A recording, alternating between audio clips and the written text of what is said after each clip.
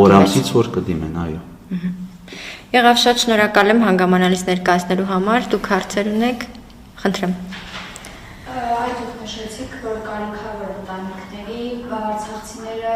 բոլորն կարիքավոր են 120,000-ը եւ 2020 թվականի տեղահանված 40,000 արցախցիներ։ Ինչպես եք որոշում ովքեր են կարիքավոր եւ որ ընտանիքներն են կարիքավոր եւ որ ընտանիքները ոչ, եթե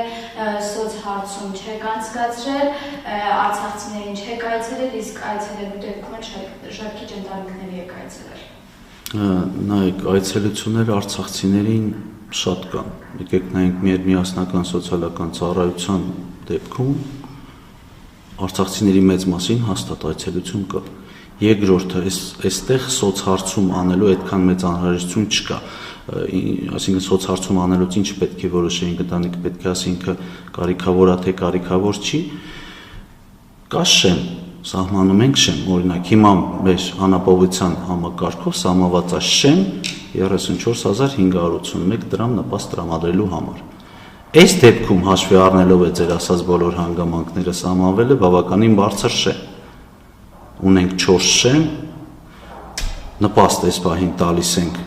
առաջին շեմը չհաղթարող անձանց, իսկ տվյալ դեպքում, այս աջակցության դեպքում արդեն 3-րդ շեմի պարագայում եւ բավականին մեղմ չափորոշիչների կիրառմամբ։ Ինչպես ասեցի, շեմն էլ 55,000 դրամն էր, որը պետք է նայել ընտանիքի հաշվարկով, ոչ թե անձի։ Այսինքն 55,000-ը տալու մեկ ընտանիքին, մեր 55,000, թե այդ ընտանիքի բոլոր անդամներին։ Նայեք, ընտանիքը ունի 4 անդամ, 4 անդամից բաղկացած ընտանիք ունեն եկամուտներ։ Կոնկրետ 220,000 դրամը, եթե չի գերազանցում իրանց ստացած եկամուտները, կդառնան շահառու այս ծրագրի։ Եվ եկեք մի բան էլ հաշվի առնենք, սա միակ ծրագիրը չէ, որովհետև մեր բնակչության մեջ այսպիսի բան կա, որ սա միակ օժանդակությունն է, որ այս օժանդակության միջոցով բոլոր հարցերը պետք է լուծվեն, ոչ սա հերթական սոցիալական աջակցությունն է, որը տրվում է լրացուցիչ մարդկանց կյանքի դժվարին իրավիճակը հաղթահարելու համար եւ նա պետք է լինի թիրախային։ Բայց փաստացի այսօր բոլոր արցախցիները ունեն եւ բնակված մոծելու խնդիր եւ աշխատանքի հետ կապված խնդիր։ Եկեք բոլորը չասենք, աշխատանքի հետ կապված շուրջ 26,000 զբաղված անձ ունենք, որոնցից 7,800-ը 200,000 դրամից ավել աշխատավարձ են ստանում,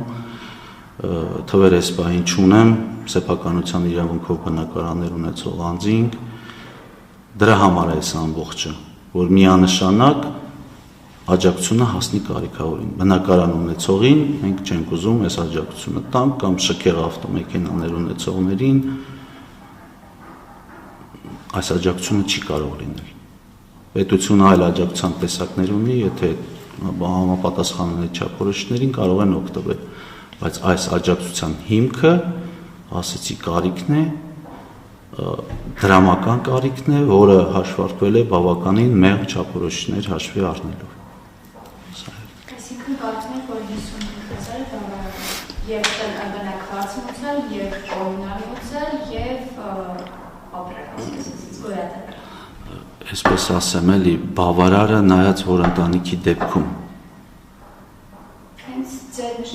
Եկեք հակառակը նայենք, հակառակը բնակվարձի խնդիր չունի։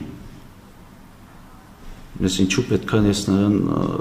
դրամական աջակցություն տամ։ Սա սոցիալական աջակցության ծրագիր է։ Ինքը պետք է լինի հասցե, էական։ Ու այս ծրագրի պարագայում մարդիկ գերադասելու են աշխատել, հաստատ եթե լինի 100,000 դրամանոց, 90,000 դրամանոց աշխատավարձ, ոչ մեկ չի հրաժարվելու այս աջակցությունից օգտվելու համար։ Սա է։ Մեկ էլ մի բան էլ ավելացնեմ, եկեք 1 ամիս, 2 ամիս մենք ծրագիրը գործարկենք, այսպես նոր ծրագիր է, ինքը իհարկե